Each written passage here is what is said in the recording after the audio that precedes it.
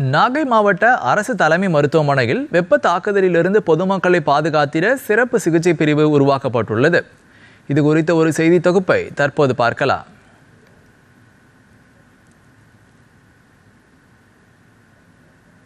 நாகை மாவட்டத்தில் கோடை வெயில் உச்சக்கட்டத்தினை எட்டியுள்ளது. கடந்த சில நாட்களாக பகலில் வெளியில் வர முடியாத அளவிற்கு வெயிலின் தாக்கம் அதிகம் காணப்படுகிறது. இதனால் குழந்தைகள், முதியோர்கள், கூலி தொழிலாளர்கள், நோயாளிகள் அதிக அளவில் பாதிப்படைந்து வருகிறார்கள். இதையடுத்து மருத்துவமனைகளுக்கு சிகிச்சைக்காக வருவோரின் எண்ணிக்கையும் அதிகரித்துள்ளது. இதனால் பொதுமக்கள் அதிக அளவில் முன்னெச்சரிக்கையுடன் இருக்க வேண்டும் என மாவட்ட நிர்வாகம் அறிவுறுத்தியுள்ளது. இந்த நிலையில் நாகை மாவட்ட அரசு தலைமை மருத்துவமனை ஒரத்தூர் மருத்துவக் கல்லூரியில் ஹீட் ஸ்ட்ரோக் என்னும் வெப்ப தாக்குதலில் இருந்து பாதுகாத்திட சிறப்பு பிரிவு உருவாக்கப்பட்டுள்ளது. வெயிலின் தாக்கத்தினால் பாதிக்கப்படுவோர் இந்த சிறப்பு வார்டில் அனுமதிக்கப்பட்டு அவர்களுக்கு சிகிச்சை அளிப்பதற்கான சிறப்பு ஏற்பாடுகள் செய்யப்பட்டுள்ளது.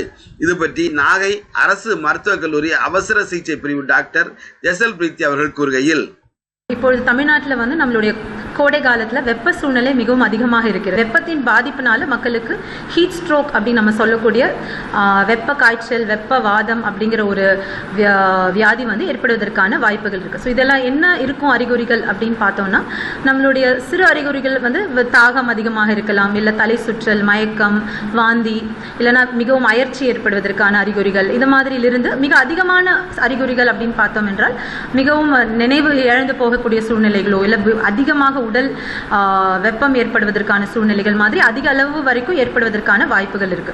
ஸோ முக்கியமாக யாருக்கு அப்படின்னு பார்த்தோம்னா, கர்ப்பிணி பெண்கள், சிறு குழந்தைகள், வயதானவர்கள், அப்புறம் நோயினால் பாதிக்கப்பட்டு மாத்திரை மருந்து சாப்பிட்டு கொண்டு இருக்கின்ற நோயாளிகள், இவர்கள் எல்லாருமே இந்த 11 மணியிலிருந்து 4 மணி எப்போ நம்மளுடைய வெப்பத்தின் தாக்குதல் மிக அதிகமாக இருக்குதோ அந்த நேரத்தில் இவங்க வெளியில போறத முடிந்த வரை தவிர்க்க வேண்டும். அப்புறம் நம்மளுக்கு சிம்டம்ஸ் வந்துருச்சு இல்லை நம்ம அப்படின்னா அந்த இடத்துல முதல்ல அவங்கள வெப்பத்தின் இடத்துல இருந்து ஒரு நிழலான இடத்திற்கு அந்த பேஷண்ட்டை ஷிஃப்ட் பண்ணுங்க.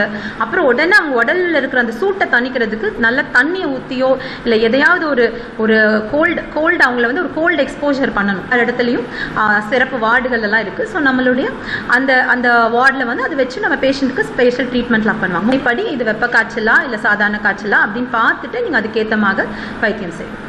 நாகை மாவட்டத்தில் தற்போது வெயிலின் தாக்கம் அதிகமாக காணப்படுகிறது. எனவே இந்த வெயிலின் தாக்கத்திலிருந்து பொதுமக்களை பாதுகாக்கும் வகையில் ஹீட் ஸ்ட்ரோக்கினால் பாதிக்கப்படுவதற்காக நாகை ஒரத்தூர் அரசு மருத்துவக் கல்லூரியில் சிறப்பு வார்டுகள் ஏற்பாடு செய்யப்பட்டுள்ளது. எனவே பொதுமக்கள் இந்த வார்டில் அனுமதித்து ஹீட் ஸ்ட்ரோக்கினால் ஏதாவது பாதிப்புகள் ஏற்பட்டால் உடனடியாக சிகிச்சை பெறலாம் எனவும் தெரிவிக்கப்பட்டுள்ளது.